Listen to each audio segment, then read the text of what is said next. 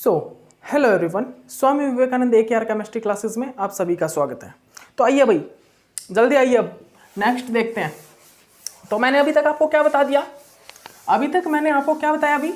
अभी तक मैंने आपको बता दिया ये चीज़ कि जो हमारी डिस्टेंस है, जो हमारी क्या भाई, जो हमारी डिस्टेंस है किस चीज़ की, जो हमारे अलोंग द एक्सिस और बिटवीन द एक्सिस के जो ऑर्बिटल है मेटल के, डी ऑर्बिटल्स, उनसे लिगैंड की डिस्टेंस जो है किन की कम है?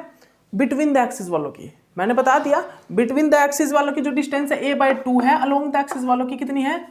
a√2 डिवाइडेड बाई 2 है। तो ये ग्रेटर है distance ligand to metal, ligand से मेटल के जो ऑर्बिटल है उन तक की जो डिस्टेंस है वो a/2 divided by 2 is greater than a/2, वो ज्यादा है भाई। ठीक है, तो अब किस प्रकार, अब देखिए आप किस प्रकार हम यहाँ पर कैसे पता लगेगा हमें? अब देखिए,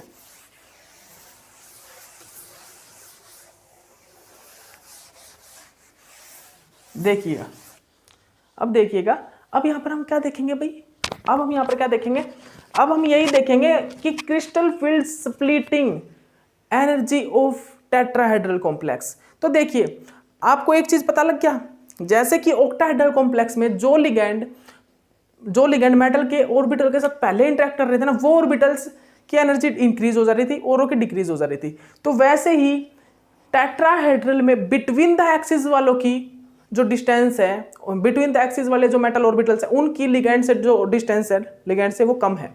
तो पहले कौन इंटरेक्ट करेगा? बिटवीन द एक्सिस वाले जो मेटल डी ऑर्बिटल है वो लिगैंड के साथ पहले क्या कर जाएंगे?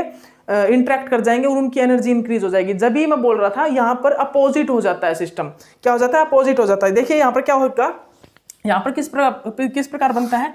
ये एनर्जी है, ठीक है, ये हमारे डी ऑर्बिटल्स हैं, बनाइए आप सभी बनाइए, ठीक है। ये हमारे क्या है भाई? ये हमारे डी ऑर्बिटल्स हैं, ठीक है। जैसे ये मेटल के साथ इंटरेक्ट करेंगे, इनकी एनर्जी थोड़ी सी इंक्रीज हो जाएगी। इनकी एनर्जी क्या होगी भाई? इनकी एनर्जी क्या हो जाएगी? इनकी एनर्जी हो जाएगी इंक्रीज, क्योंकि मेटल आएंगे, मेटल के पास जब लिगैंड आएंगे चारों ओर से, तो एनर्जी तो इंक्रीज होगी। तो उस स्टेट को हम क्या बोलेंगे? स्फेरिकल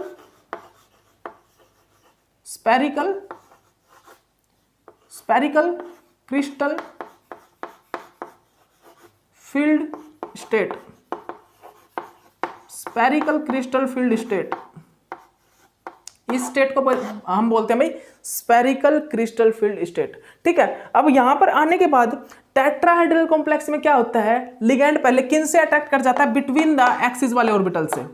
अब जो बिटवीन द एक्सिस वाले कौन से ऑर्बिटल है? DXY, DXZ और DYZ। ये कौन से होते हैं भाई? ये होते हैं T2 में, ट्रिपली जनरेट। ये ऑर्बिटल कौन से हैं? ट्रिपली जनरेट। और DX² -Y², DZ² कौन से हैं भाई? डबली डिजनरेट। ये E, इनको हम रिप्रेजेंट करते हैं E से, जो कि डबली डिजनरेट है, ये ट्रिपली डिजनरेट है। तो यहाँ पर क्या होगा भाई? किस प्रकार जो ट्रिपली डिजनरेट है उनकी एनर्जी इंक्रीज हो रही है, जो ट्रिपली डिजनरेट है उनकी एनर्जी क्या हो रही है? बस भाई उनकी एनर्जी हो रही है इंक्रीज, ठीक है, और इनकी एनर्जी हो रही है डिक्रीज, ठीक है। तो हम क्या दिखाएंगे?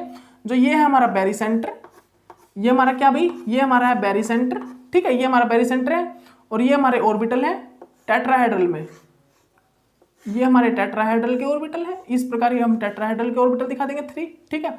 और यहाँ पर हमारे इस प्रकार ये टेट्राहेड्रल में ये ऑर्बिटल है, जो ये हमारे जो वो बिटवीन द एक्सिस वाले ऑर्बिटल, इसको हम रिप्रेजेंट करेंगे T2 से, इसको हम रिप्रेजेंट करें 2 से। अब यहाँ पर क्वेश्चन एक जनरेट होता है भाई, यहाँ पर G क्यों नहीं लगाया? तो भाई आप सभी को पता है टेट्राहेड्रल में तो axis of symmetry, centre of symmetry present ही नहीं होती, और हम G का यूज इसीलिए करते हैं क्योंकि ऑक्टाहेड्रल में centre of symmetry, axis of symmetry present है, वहां पर I प्रेजेंट है। I is equal to centre of symmetry. I को, सेंटर ऑफ सिमेट्री को हम I से डिनोट करते हैं, ठीक है, ओके। तो ये क्या भाई?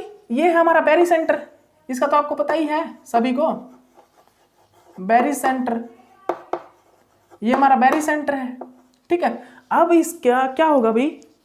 अब इसमें क्या होगा भाई? इसमें देखिए, इसमें अब T2 एनर्जी वही रहेगी, एनर्जी सेम रहेगी। देखना आप, जो T2 है, जो T2G वहां पर कितनी एनर्जी कंटेन करके रख रहे थे? जो ट्रिपली डिजनरेट ऑर्बिटल थे वो कितनी एनर्जी वो कंटेन करके रख रहे थे? वहां पर -0.4 ना, लेकिन यहां पर क्या होगा? जो -0.4 है ना वो प्लस में हो जाएगा, तो यहाँ पर जो T2 है वो कितनी एनर्जी कंटेन करके रखे, कितनी एनर्जी इंक्रीज होगी, T2 ट्रिपली डिजनरेट जो ऑर्बिटल्स हैं वो कितना एनर्जी इंक्रीज होगा, वो कितना एनर्जी ऊपर जाएंगे, बैरी सेंटर से कितना एनर्जी ऊपर जाएंगे, वो जाएंगे भाई प्लस 0.4 डेल्टा ओ या फिर 4 DQ, इतना एनर्जी वो ऊपर चले जाएंगे, इंक्रीज हो जाएगी। और जो डबली डिजनरेट ऑर्बिटल्स हैं वो कितना एनर्जी नीचे आएंगे, वो वही लिख दीजिए, उसमें कितना एनर्जी इंक्रीज हुई थी, प्लस 0.6 ना, यहाँ पर माइनस 0.6 डेल्टा। अब एक गलती कर रहे हैं, डेल्टा ओ नहीं आएगा, सॉरी यहाँ पर डेल्टा ओ नहीं आएगा, सॉरी ना DQ आएगा, 1 DQ is equal to 10 DQ is equal to 1 delta O, लेकिन यहाँ पर ऐसा नहीं होता, यहाँ पर 4/9 के इक्वल होता है। यहाँ पर जो हमारा टोटल डिस्टेंस है ये क्रिस्टल फील्ड का, ये 4/9 के इक्वल होता है delta O, delta T is equal to not a, वहां पर क्या था भाई 1 डेल्टा और इज इक्वल टू 10 DQ था ना, 10 DQ, लेकिन यहाँ पर क्या होता है 1 delta T is equal to 4/9 delta O, इसके इक्वल होता है। तो यहाँ पर हम ऐसा नहीं दिखा सकते, यहाँ पर इस प्रकार नहीं दिखाएंगे, ठीक है। लेकिन जो डिस्टेंस है वो 10 का ही है, याद रखना, जो CFSE की डिस्टेंस है वो 10 का ही है, CFSE डिस्टेंस है जो 10 का ही है। लेकिन जब हम इनको इक्वली करते हैं ना, रिलेशन देखते हैं इनके बीच में, जब हम इनका रिलेशन देखते हैं, रिलेशन हमारा 4/9 delta T is equal to कितना आता है 4/9 डेल्टा O, ठीक है, वो रिलेशन आता है, ठीक है। ये अगर हम गैप देखेंगे वो गैप 10 ही है, ठीक है, टेट्राहेड्रल में। तो ये देखिए ये कितना है भाई, ये कितना है भाई, कितना, ये जो डबली डिजनरेट थे वो कितने नीचे आए, माइनस 0.6, और जो ट्रिपली डिजनरेट है वो कितने पॉजिटिव 0.4 इंक्रीज हो गई उनकी एनर्जी, ठीक है, delta T।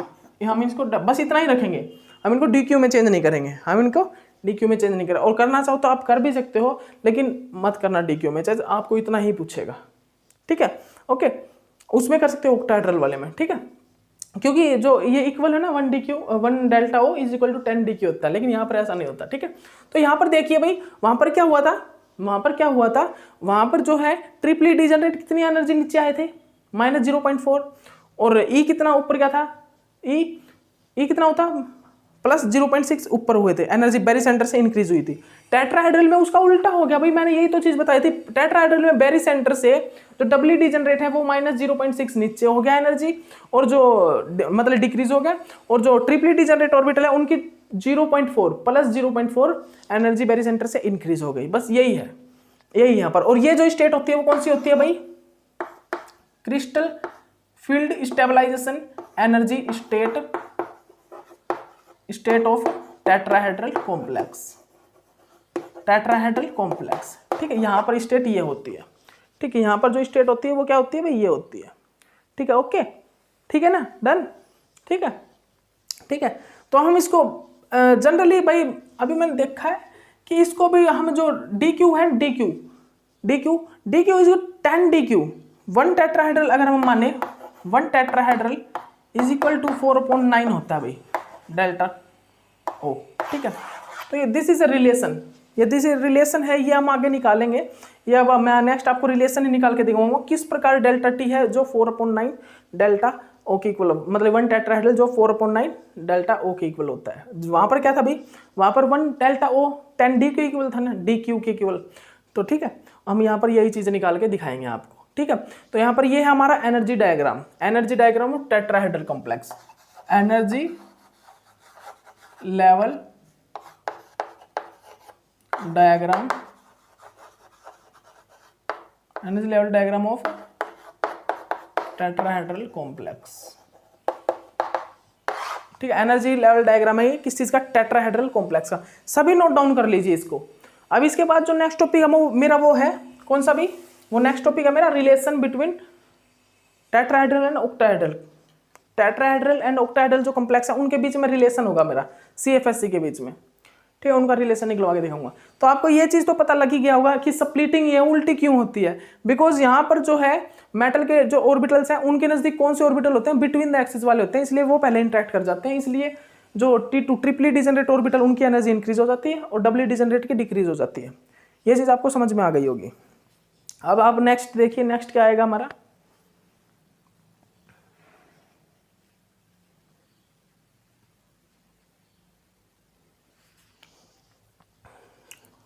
Okay. This total gap, इसको हम बोलेंगे डेल्टा टी।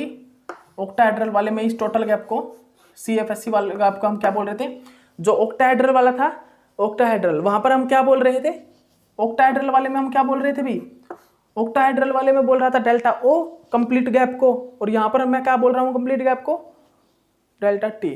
ठीक है, ओके। तो आशा है आपने इतना कर लिया होगा। ठीक है, इतना कर लिया ना, तो चलिए अब नेक्स्ट करिए relation.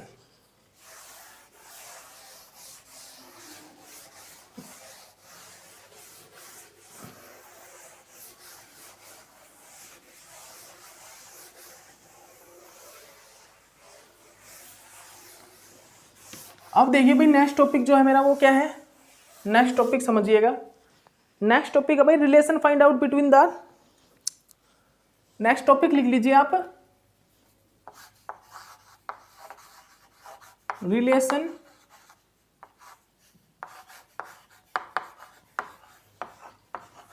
Find out between the, relation find out between the delta O and delta T, delta O and delta T के बीच में relation, relation find out between the delta O and delta T, relation find out between the delta O and delta T.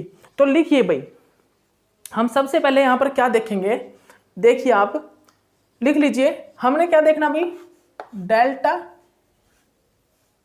T equal to delta O किस प्रकार है, मतलब कि delta T किस प्रकार डेल्टा ओ के इक्वल है, ये भाई delta T equal to delta O है। ठीक है, लेकिन कब होगा, हम एक ऐसी वैल्यू को मल्टीप्लाई करेंगे किसके साथ, क्या करेंगे हम एक ऐसी वैल्यू को मल्टीप्लाई करेंगे किसके साथ, डेल्टा ओ के साथ, कि ये जो है डेल्टा ओ जो है वो इक्वल हो जाएगा डेल्टा टी के, वो रिलेशन होता है। Delta T equal to delta O कब होगा, वो हम एक वैल्यू को मल्टीप्लाई करना होगा हमें डेल्टा ओ से, डेल्टा ओ की CFSC से, उस टाइम जो डेल्टा टी है वो इक्वल हो जाएगा किसके, किस चीज के भाई, उस टाइम इक्वल होगा वो डेल्टा ओ के। ठीक है, तो यहां पर देखिए सबसे पहली बात क्या है भाई, जो यहां पर ऑक्टाहेड्रल कॉम्प्लेक्स है, ऑक्टाहेड्रल कॉम्प्लेक्स में लिगैंड डिफरेंस कितना है, ऑक्टाहेड्रल कॉम्प्लेक्स में कितने लिगैंड होते हैं भाई, 6 लिगैंड। ठीक है, टेट्राहेड्रल कॉम्प्लेक्स में कितने होते हैं, 4 लिगैंड। तो डिफरेंस कितना हो गया भाई, यहां पर 2 लिगैंड का डिफरेंस हो गया ना, यहां पर डिफरेंस होगा 2 लिगैंड का। तो आप क्या कीजिए, आप डिवाइड कर दीजिए 4 डिवाइडेड बाय 6, आप 4 को डिवाइड कर दीजिए 6 से। ठीक है, कितना आ गया भाई, 2/3, कितना आ गया भाई हमारा, क्या आ गया भाई 2/3 आ गया। ठीक है, 2/3 आ गया। इट मीन्स इसका मतलब क्या है, इसका मतलब क्या है भाई, जब मैं 2/3 को डेल्टा ओ से मल्टीप्लाई कर दूं, 2/3 को जब मैं डेल्टा ओ से मल्टीप्लाई करूंगा तो वो इक्वल होगा डेल्टा टी के। लिख लीजिए ये इक्वेशन लिख लीजिए आप, ये आप इक्वेशन लिख लीजिए नीचे। आपको क्या करना है, 4/6 को जब मल्टीप्लाई करोगे तो आएगा भाई हमारा 2/3। इसका मतलब जब मैं 2/3 को डेल्टा ओ मतलब कि CFSC ऑफ ऑक्टाहेड्रल कॉम्प्लेक्स से मल्टीप्लाई करूंगा ना, टोटल CFSC ये कितना होता है भाई, 10 होता है, मतलब कि 1 होता है ना, 1 octahedral is equal to 10 DQ होता है ना। ठीक है, यही होता है ना। तो इसी प्रकार मैं बोल रहा हूं आपको, जब मैं 2/3 को 1 डेल्टा ओ मतलब कि delta CFSC of octahedral complex से, जब टोटल CFSC मतलब कि जो डिफरेंस है, जो स्प्लिटिंग के बीच में, डेल्टा ओ मतलब कि डिफरेंस बिटवीन द T2G और EG के बीच में जितना गैप है, उससे मैं 2/3 को मल्टीप्लाई कर दूंगा तो वो हो जाएगा किसके इक्वल, वो हो जाएगा डेल्टा टी के इक्वल। मतलब कि यहाँ पर डिफरेंस कितना है, 2 लिगैंड का डिफरेंस है ऑक्टाहेड्रल टेट्राहेड्रल में। तो मैंने सबसे पहले क्या किया, मैंने लिगैंड टेट्राहेड्रल कॉम्प्लेक्स के लिगैंड को डिवाइड कर दिया ऑक्टाहेड्रल कॉम्प्लेक्स के लिगैंड नंबर से। तो क्या आया भाई 2/3। तो मैं 2/3 को डेल्टा ओ से मल्टीप्लाई कर दूंगा, और जब जो वैल्यू आएगी ना, उसके बाद जो वैल्यू आएगी वो डेल्टा टी के इक्वल होगी। तो ये इक्वेशन मैंने बना ली फर्स्ट, इसको मैंने रख दिया भाई इक्वेशन फर्स्ट। अभी मैं एक और वैल्यू निकालने वाला हूं, देखना आप, एक और वैल्यू निकलेगी, वो करेक्ट वैल्यू होगी, देखना आप। ठीक है, ओके, तो ये मैंने रख दिया भाई वैल्यू फर्स्ट। ठीक है,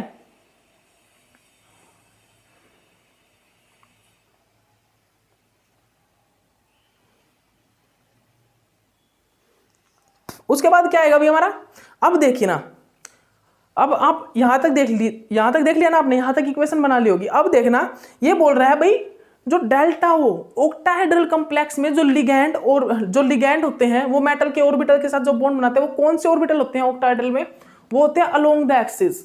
बट जो टेट्राहेड्रल कॉम्प्लेक्स होता है ना उसमें जो मेटल के डी ऑर्बिटल्स होते हैं बिटवीन द एक्सिस। और जो अलोंग द एक्सिस वाले ऑर्बिटल्स होते हैं उनमें जो हमने डिस्टेंस क्या निकाली थी, मैं क्या बोल रहा हूं, सुनना ध्यान से, जो हमारे ऑक्टाहेड्रल कॉम्प्लेक्स में जो मेटल के जो ऑर्बिटल हैं और जो लिगैंड के साथ क्या कर रहे थे, इंटरेक्ट कर रहे थे, वो कौन से थे, वो थे अलोंग द एक्सिस वाले। बट टेट्राहेड्रल कॉम्प्लेक्स में कौन से हैं, बिटवीन द एक्सिस वाले। तो मैं यहां पर क्या करूंगा, मैं टेट्राहेड्रल कॉम्प्लेक्स में जो अलोंग द एक्सिस वाले ऑर्बिटल के साथ जो लिगैंड की डिस्टेंस थी वो वाली लूंगा। जो टेट्राहेड्रल कॉम्प्लेक्स में जो मेटल के अलोंग द एक्सिस वाले जो ऑर्बिटल हैं dz square dx square minus y square, उनकी लिगैंड के साथ जो डिस्टेंस थी वो डिस्टेंस को लूंगा। ठीक है, उस डिस्टेंस को लूंगा। ठीक है, सेकंड इक्वेशन बना रहे हैं। ठीक है, इतना बना लिया ना आपने, इतना लिख लिया होगा। ठीक है, इतना आपने लिख लिया होगा। ठीक है, इसको रफ कर दीजिए, इक्वेशन लिख लीजिए बस। वो जो फर्स्ट इक्वेशन हमारी आई क्या है भाई, वो delta T is equal to 2/3 delta O, ये इक्वेशन फर्स्ट आई है भाई मेरी। ठीक है, इक्वेशन फर्स्ट। उसके बाद मैं क्या करूंगा भाई, octahedral complex along the axis वाले ऑर्बिटल से इंटरेक्ट हो रहे हैं, tetrahedral complex between the axis वाले से। लेकिन मैं टेट्राहेड्रल कॉम्प्लेक्स के उन ऑर्बिटल की डिस्टेंस लूंगा जो अलोंग द एक्सिस है, और उनकी डिस्टेंस क्या होती है, a√2 डिवाइडेड बाय 2। तभी मैं इक्वल कर पाऊंगा। अलोंग द एक्सिस वालों की डिस्टेंस लूंगा ना, तभी मैं इनके डेल्टा टी को डेल्टा ओ के इक्वल कर पाऊंगा। याद रखना, अभी ये इक्वेशन कंप्लीट नहीं हुई है, डेल्टा टी कंप्लीटली इक्वल नहीं हुआ है डेल्टा ओ के। ठीक है, लेकिन अब इक्वल हो जाएगा, क्योंकि वहां पर ये वाली जो डिस्टेंस है ना, ये तो बिटवीन द एक्सिस के हिसाब से है। जो टेट्राहेड्रल कॉम्प्लेक्स है, ये वाली जो डिस्टेंस आई है, वो आई है बिटवीन द एक्सिस के हिसाब से। भाई टेट्राहेड्रल में क्या है, बिटवीन द एक्सिस ऑर्बिटल के साथ क्या कर रहा है लिगैंड, और वो कर रहा है क्या, इंटरेक्शन। लेकिन वो बिटवीन द एक्सिस के हिसाब से है। लेकिन अब हमें अलोंग द एक्सिस वाले ऑर्बिटल जो टेट्राहेड्रल में ना, उनकी डिस्टेंस लेनी है। अब फाइनल इक्वेशन आएगी, जो हमारे अलोंग द एक्सिस वाले क्या है, ऑर्बिटल है टेट्राहेड्रल कॉम्प्लेक्स में, और उनकी डिस्टेंस लेनी है लिगैंड टू मेटल से। ठीक है, फिर हमारी फाइनल वैल्यू आएगी। ठीक है, अभी फर्स्ट इक्वेशन आ गई, इसीलिए मैं फाइनल वैल्यू निकाल रहा हूं। ठीक है, तो अलोंग द एक्सिस में जो हमारे टेट्राहेड्रल जो हमारे कॉम्प्लेक्स थे, उनमें अलोंग द एक्सिस ऑर्बिटल की लिगैंड से कितनी डिस्टेंस थी, a√2 डिवाइडेड बाय 2 थी ना। और a√2 डिवाइडेड बाय 2 को मैं जब निकाल दूं ना, तो वो अप्रोक्स आती है 0.71। इसकी वैल्यू 0.71 के अप्रोक्स आती है, जिसको हम 2/3 भी लिख सकते हैं। इसकी जो वैल्यू है, इसको जब मैं कैलकुलेट करते हैं हम इसको, फाइनल जो इसकी वैल्यू 0.71 आती है, जो इक्वल 2/3 के ही इक्वल होती है, 2/3 के इक्वल ही होती है जो फाइनली। ठीक है, तो हम क्या करेंगे, हम ये जो हमारी इक्वेशन सेकंड आई है ना, क्या है अभी हमारी ये जो इक्वेशन सेकंड आई है, इस इक्वेशन सेकंड को मल्टीप्लाई कर देंगे इससे, इक्वेशन फर्स्ट से।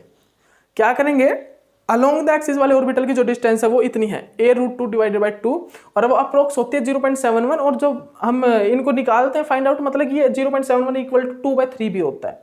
ठीक है, तो अब हम क्या करेंगे, हम फर्स्ट और सेकंड इक्वेशन को मल्टीप्लाई कर देंगे। इक्वेशन फर्स्ट एंड इक्वेशन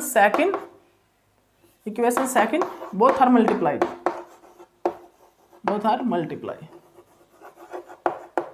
दोनों को मल्टीप्लाई कर दो भाई, दोनों को मल्टीप्लाई कर दीजिए। Equation first and equation second, delta T 2/3 into 2/3 delta O. तो अब क्या आएगी वैल्यू, तो 2 4 3 3 तो अब जो वैल्यू आएगी delta T is equal to 4/9 delta O. This is a final value of relation, this relation. ये जो वैल्यू है ये फाइनल वैल्यू है। ठीक है, मतलब कि delta T is equal to 4/9 delta O, मतलब कि जो डेल्टा टी है वो कितने डेल्टा ओ के इक्वल होता है, जब मैं डेल्टा टी किस प्रकार, मैं डेल्टा ओ को कितनी वैल्यू से, किस वैल्यू से मल्टीप्लाई करूं कि वो डेल्टा टी के इक्वल हो जाए, डेल्टा ओ को किस वैल्यू से मल्टीप्लाई करूं कि डेल्टा ओ डेल्टा टी के इक्वल हो जाए। तो हम डेल्टा टी को अगर डेल्टा ओ के इक्वल करना चाहते हैं ना, तो डेल्टा ओ को हम 4/9 से मल्टीप्लाई कर देंगे, ये इक्वल हो जाएगा। डेल्टा ओ को 4/9 से मल्टीप्लाई कर देंगे तो डेल्टा टी इक्वल हो जाएगा। ठीक है, ओके। तो भाई रिलेशन क्या है, रिलेशन क्या है फाइनली हमारा रिलेशन आया delta T is equal to 4/9 delta ओ।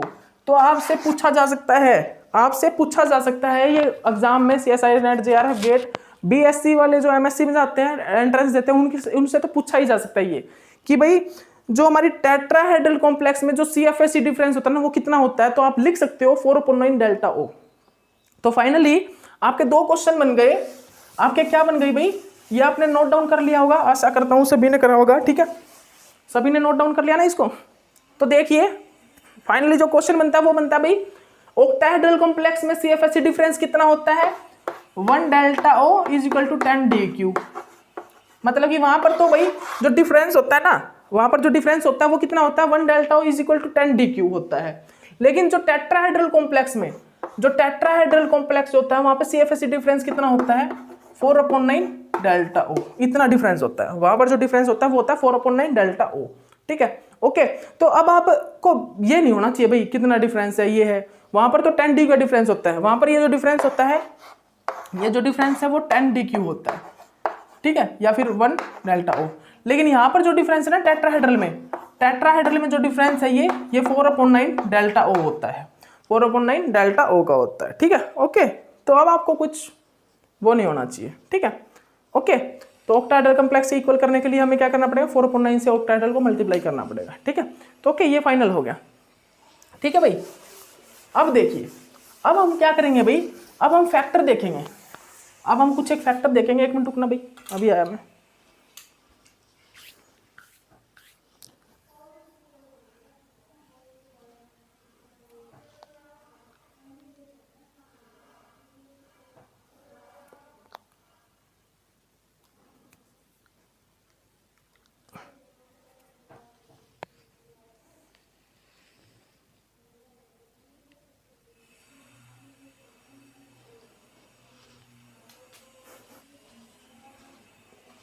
ठीक है भाई, अब देखिए अब हम देखेंगे factors.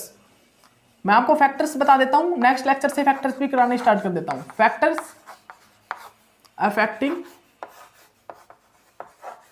Affecting the CFSE crystal field splitting energy या स्टेबलाइजेशन एनर्जी। कौन से फैक्टर्स होते हैं भाई, कौन से फैक्टर हैं जो CFSE को मैग्नीट्यूड को अफेक्ट करते हैं। आप ये लिख सकते हो भाई, इसकी ये लाइन भी लिख सकते हो, factors affecting the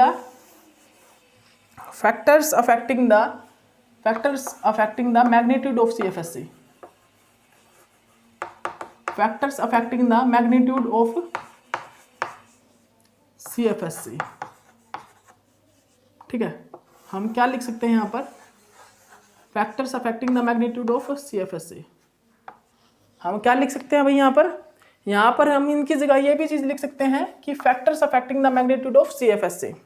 factors affecting the magnitude of CFSE वो कौन कौन से होते हैं, आप इस लेक्चर में पॉइंट लिख लीजिए। सबसे पहला तो होता है भाई ऑक्सीडेशन स्टेट। जो फैक्टर्स होते हैं जो अफेक्ट करते हैं CFSE को वो होता है सबसे पहला ऑक्सीडेशन स्टेट।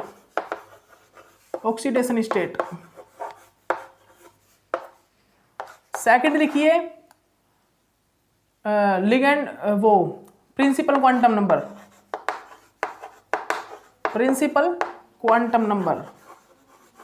सेकंड है भाई principal quantum number. Nature of ligand, third है नेचर ऑफ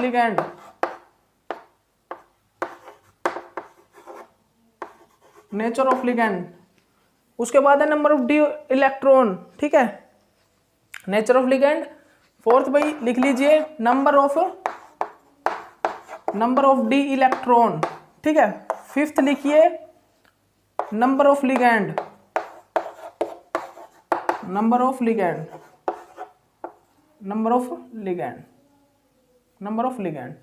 ठीक है, तो फाइनली हमारे जो फैक्टर्स है जो अफेक्ट करते हैं मैग्नीट्यूड ऑफ CFSE को वो कितने हैं भाई, फाइनली क्या है भाई, वो मैग्नीट्यूड्स वो फैक्टर जो अफेक्ट करते हैं CFSE को।